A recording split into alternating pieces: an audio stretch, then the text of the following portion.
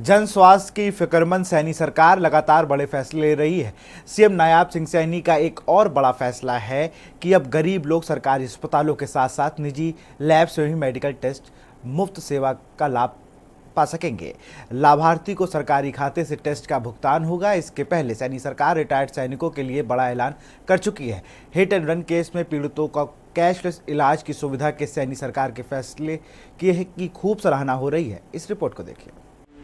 जन स्वास्थ्य की फिक्रमंद सैनी सरकार, सीएम नायब सिंह सैनी का बड़ा फैसला। अब गरीब लोग सरकारी अस्पतालों के साथ साथ निजी लैब्स में भी मेडिकल टेस्ट मुफ्त। सरकारी खाते से होगा टेस्ट का भुगतान। लाभार्थी सरकारी डॉक्टर सीएमओ के प्रिस्क्रिप्शन पर एम्पैनेल्ड लैब पर टेस्ट करा सकेंगे। सरकार द्वारा सिविल हॉस्पिटल को दिए जाने वाले फंड से टेस्ट का भुगतान किया जाएगा।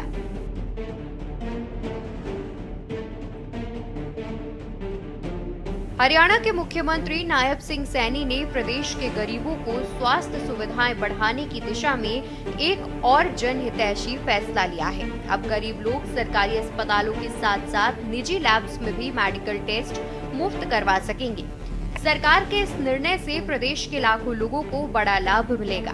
बताया गया कि सरकार के संज्ञान में आया कि सिविल अस्पतालों में उपचार के लिए आने वाले गरीब मरीजों को कई बार विभिन्न कारणों से डायग्नोस्टिक सेवाएं नहीं मिल पाती। इसलिए विभाग द्वारा सभी सीएमओ को निर्देश जारी किए गए हैं।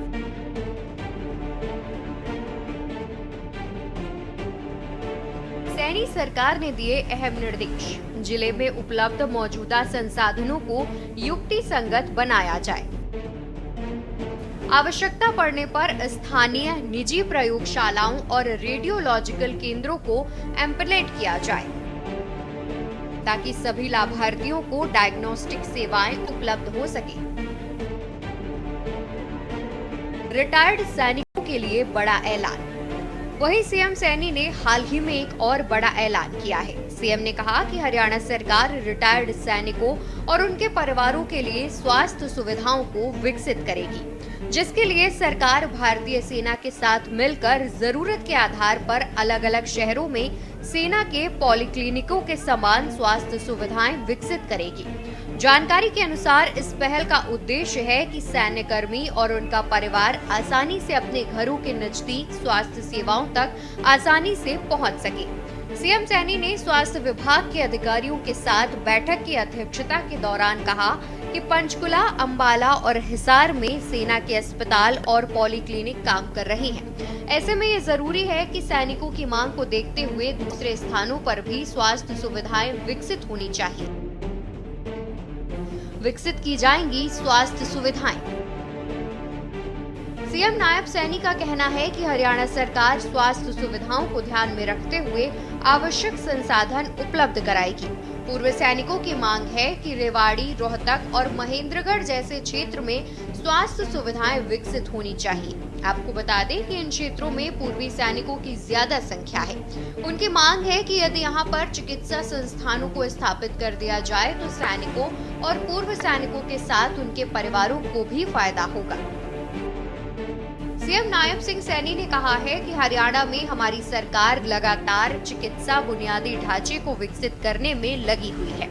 लोगों को बेहतर स्वास्थ्य सेवा मिले, इसके लिए उप स्वास्थ्य केंद्र, प्राथमिक स्वास्थ्य केंद्र और सामुदायिक स्वास्थ्य केंद्र स्थापित किए जा रहे हैं। उन्होंने ये भी कहा कि मौजूदा अस्पतालों को अपग्रेड किया जा रहा है। इसके अलावा नर्सिंग कॉलेजों के साथ साथ प्रत्येक जिले में एक मेडिकल कॉलेज की स्थापना की जाएगी ताकि राज्य में डॉक्टरों और पैरामेडिकल स्टाफ की कमी को दूर किया जा सके। हिट एंड रन केस के पीड़ितों को कैशलेस इलाज।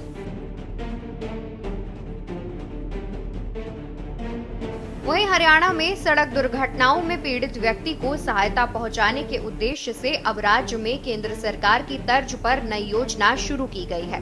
मुख्यमंत्री नायब सिंह सैनी ने कहा है कि इस योजना के तहत हिट एंड रन के दुर्घटना के मामलों में पीड़ितों को कैशलेस उपचार की सुविधा के साथ साथ मुआवजा दिया जाएगा। साथ ही मुआवजे के आवेदन और पीड़ितों को भुगतान की प्रक्रिया की समय सीमा भी तय कर दी गई है।